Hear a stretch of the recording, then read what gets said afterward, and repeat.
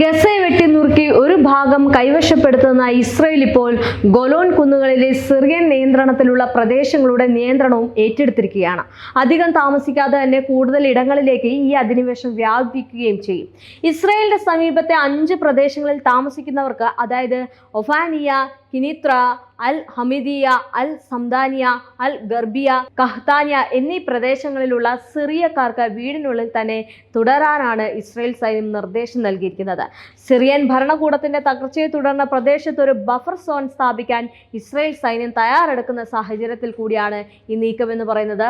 1974 സിറിയയുമായുള്ള വെടിനിർത്തൽ കരാർ പ്രകാരം ഗോലാൻ കുന്നുകളിലെ ഒരു ബഫർ സോൺ ഉറപ്പാക്കാൻ പ്രധാനമന്ത്രി ബെഞ്ചമിൻ നെതന്യാഹു ഇസ്രയേൽ സേനയോട് ഉത്തരവിട്ടിട്ടുണ്ട്. ഇറാന്റെയും ഹിസ്ബുള്ളയുടെയും ഇടപെടലിനെ തുടർന്ന് നടക്കാതിരുന്ന സ്വപ്നം സിറിയയിലെ ഭരണമാറ്റത്തിന്റെ പശ്ചാത്തലം മുതലെടുത്ത് അതിവേഗമാണ് ഇസ്രയേൽ നടപ്പാക്കുന്നത്. ഇനി ഇസ്രയേലും അമേരിക്കയും തുർക്കി നൽകിയ പിന്തുണയിലാണ് സിറിയൻ പ്രതിപക്ഷ സേനയിൽ മിന്നൽ മുന്നേറ്റം നടത്തി ഭരണം പിടിച്ചിരിക്കുന്നത്. പ്രസിഡന്റ് ബഷാർ അൽ അസദിനെ പിന്തുണച്ചിരുന്ന റഷ്യയും ഇറാനും അമേരിക്കൻ ചേരി ഒരുക്കിയ കെണിയിൽ വീഴാതെ സമയപനം പാലിച്ചതോടെ വലിയ രക്തച്ചൊരിച്ചിലാണ് ഒഴിവായത്. യുക്രൈനു പുറമെ സിറിയയിലും റഷ്യ യുദ്ധത്തിൽ തളച്ചിടാമെന്ന പാശ്ചാത്യ ബുദ്ധിയാണ് ഇവിടെ പാളിപ്പോയിരിക്കുന്നത്. ഇനി അസദിന് അഭയം നൽകിയ റഷ്യ യുക്രൈനിലെ കണക്ക് തീർത്തിട്ട് സിറിയയിൽ ഇടപെടാമെന്ന നിലപാടാണ് സ്വീകരിച്ചിരിക്കുന്നത്. റഷ്യക്ക് നിരവധി സൈനിക താവളങ്ങളുള്ള സിറിയയിൽ അത് തുടരുമെന്നും റഷ്യ വ്യക്തമാക്കിയിട്ടുണ്ട്. റഷ്യ ഇടപെടാതിരുന്നതാണ് ഇസ്രയേലിന് സിറിയയിലെ ഭൂമി പിടിച്ചെടുക്കാൻ അവസരമൊരുക്കിയിരിക്കുന്നത്. ഇത് അസദ് ഭരണം അട്ടിമറിച്ചവരെ പിന്തുണച്ച തുർക്കിക്കും അപ്രതീക്ഷിത പ്രഹരമാണ് ഉണ്ടാക്കിയത്. അസദിന്റെ ഭരണം അവസാനിച്ചതോടെ പതിറ്റാണ്ടുകൾ പഴക്കമുള്ള കരാർ ഇതോടെ അവസാനിച്ചെന്നും സിറിയയിൽ സൈനികർ തങ്ങളുടെ പ്രദേശങ്ങൾ ഉപേക്ഷിച്ചതായും അതിനാൽ ഇസ്രയേൽ ഏറ്റെടുക്കുകയാണെന്നുമാണ് പ്രധാനമന്ത്രി ബെഞ്ചമിൻ നെതന്യാഹു പ്രഖ്യാപിച്ചിരിക്കുന്നത്. ഞങ്ങളുടെ അതിർത്തിയിൽ ഒരു ശത്രു ശക്തിയെയും നിലയുറപ്പിക്കാൻ ഞങ്ങൾ അനുവദിക്കില്ല എന്നും അദ്ദേഹം മുന്നറിയിപ്പ് നൽകിയിട്ടുണ്ട്. 1967 യുദ്ധത്തിലാണ് ഗോലാൻ കുന്നുകളുടെ ഒരു ഭാഗം ഇസ്രയേൽ പിടിച്ചെടുക്കുന്നത്.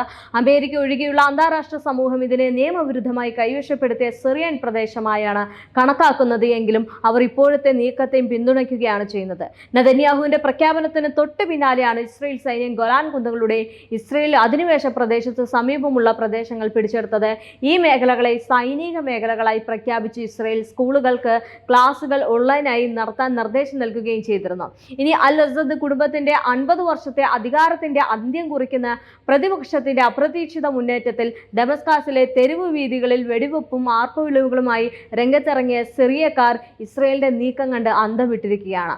ആ രാജ്യത്തിന്റെ ഭാവിയെക്കുറിച്ചുള്ള വലിയ ആശങ്കകളാണ് ഉയർന്നത്. 2011 നവീകരണത്തിനും ജനാധിപത്യത്തിനും വേണ്ടിയുള്ള സമാധാനപരമായിട്ടുള്ള പ്രതിഷേധങ്ങളോടെ ആരംഭിച്ച അറബ് വസന്ത കലാപത്തിന്റെ ആദ്യ നാളുകളെ സിറിയയിലെ ആദ്യ നിമിഷങ്ങൾ പ്രതിധ്വനിപ്പിച്ചെങ്കിലും ഇപ്പോഴത്തെ സന്തോഷം എത്ര നാൾ എന്നത് വലിയ ചോദ്യം തന്നെയായി മാറുകയാണ്.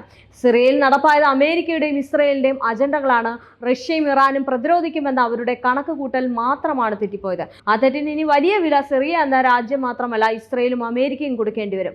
കാരണം സിറിയൻ ഭരണം പിടിച്ച് വിമതർ ജയിലുകളിൽ നിന്നും തുറന്നുവിട്ടിരിക്കുന്നത് കൊടും ഭീകരരെയാണ്.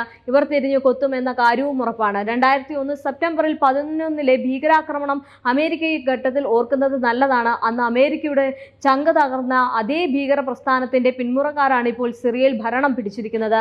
അൽ ഖദ്വയുടെ നേതൃത്വത്തിൽ രൂപം കൊണ്ട വിമത ഗ്രൂപ്പായിട്ടുള്ള ഹയാത്ത് തഹരീർ അൽ-ഷാം എന്ന HTS ആണ് സിറിയ നിയന്ത്രിക്കുക. സിറിയയും റഷ്യയും അമേരിക്ക ഉൾപ്പെടെയുള്ള ലോക രാജ്യങ്ങൾ ഭീകര സംഘടനയായി പ്രഖ്യാപിച്ച സംഘടനയാണിത്.